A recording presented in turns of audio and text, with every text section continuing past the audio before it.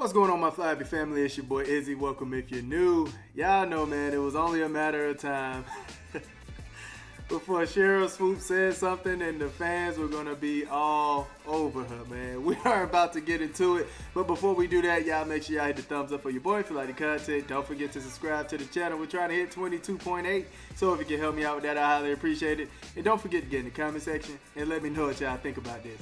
Let's get it. All right, so here we go, man. Cheryl Swoops is back in the podcast world. And, of course, somebody already got a clip of her. Somebody already clipping her on something crazy she done said about the Indiana fever. Let's get into the footage, man. I know. But I did have a question, though, with Indiana, right? Because even though the starters weren't in, like Sophie Cunningham and Lexi Hull, they've been in the league for a while. You actually had players who, like Bree Hall, why wasn't she in that game per se? If you're still trying to figure out who's going to make the team, who you're going to cut. So I was a little confused with what Steph was doing, but anyway, it is what it is. Now, the whole problem that people are finding with this is basically that she called out two white players and didn't say anything about Kelsey Mitchell, 27 minutes, Sydney Colson's 14 minutes. Basically didn't say anything about any other player or the situation. Now, honestly, if she didn't have her history, I believe the fans would leave her alone, right? I don't think the fans would come after her if she didn't have the paper trail of saying racist, outlandish things, all right? I think that's the main thing that's going on here. I think Stephanie White also saw the opportunity to actually test her team and see if they were mentally tough and also see if they could actually pull through after being down by such a deficit or a margin.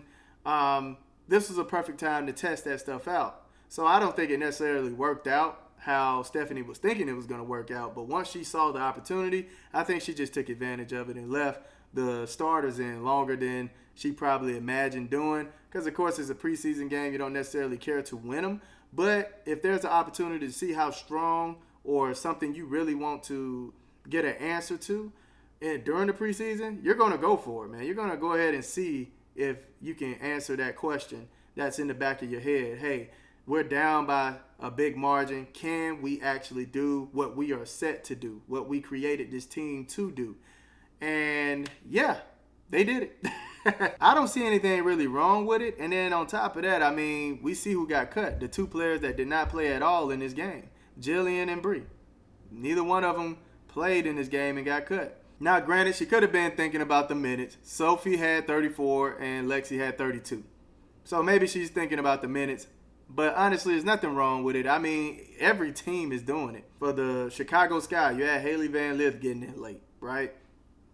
For the Aces, you had Deja Kelly getting in late. And also, we have to remember that they're having a training camp. So they're evaluating these players before they even get on the court and allow the public to see how well they perform, right? And if y'all don't believe me that this is not an uncommon thing or something to really pay attention to, just listen to what Sue Bird had to say about playing time in the preseason for rookies. This pod comes out, there'll be a couple more played.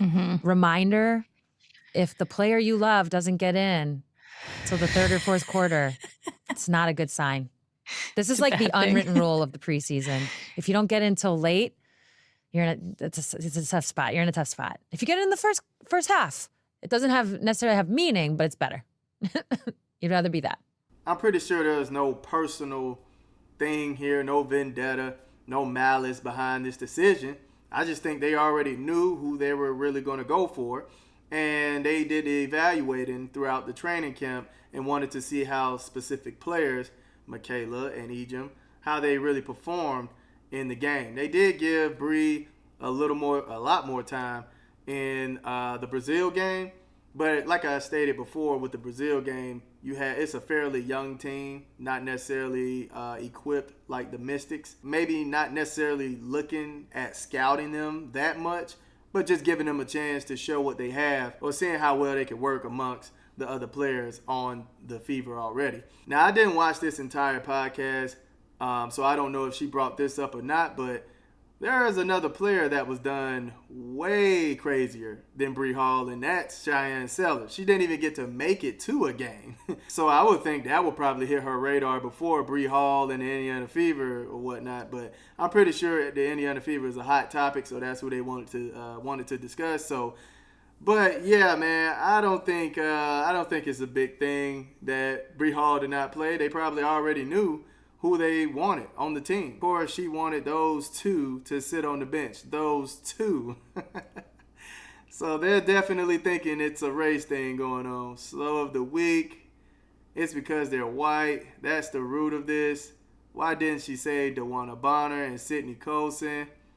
Look at that. Can't leave black woman alone. Sipping hot coffee while reading the opening sentence didn't go well for me. Dang, Swoops is sharp as a bowling ball. That's crazy. That's the two she picked. Oh, man, the slowest of slows. She is queen slow. Had no issue with Sydney getting all those minutes, just the blonde girls. Like I said, Sophie and Lexi had more minutes, so maybe she was thinking of that. That's about the best defense I can give her. But, yeah, I mean, you had the starters in for a long time in this game. Maybe speak on the other starters or everybody as a whole. They could have came out and gave Bree Hall some time. Who knows, man? But after a reputation of what she's been doing, they're going to definitely think you're on some racist stuff no matter what you say. No matter what you say, man. We know why. Swoops is racist as F. That being said, I'll answer her question. They were losing, and that is the perfect preseason game to see if your vets can do what you brought them in to do. Yeah, will a victory from a situation you probably didn't deserve one in. That's what I said, man. That's what I said. Cheryl is confused a lot, probably why she isn't a coach or gotten any opportunities to coach. She did have an opportunity to coach before. She tries to think with emotion and bias instead of what's best for the team. That's because Cheryl is well ignorant. There was never a spot for Bree. The only real open spot is going to Michaela. Stop being so slow. The game had all but nothing to do with evaluating Hall. The roster construction they have is what it is. She wasn't going to make the team no matter what she did. They evaluated her in practice, and it would have been between her and Colson. Yeah, so that was my thing. I think they already evaluated her. They already came to the conclusion that she wasn't it. And, yeah, they were moving forward, man. They was going to test everybody else. You could tell White really bothered her. Does anyone else cringe when she talks? Because I do. And at that point, Coach White already knows Michaela Timpson is a fever. At that point, White is already testing lineups. Swoop has zero vision. Crazy they have WAIVE like 3-4 players, no spots on the roster. Get over it. Why would anyone take advice from a coach that was fired for abusing her players? It is mystifying me. Mystifying to me.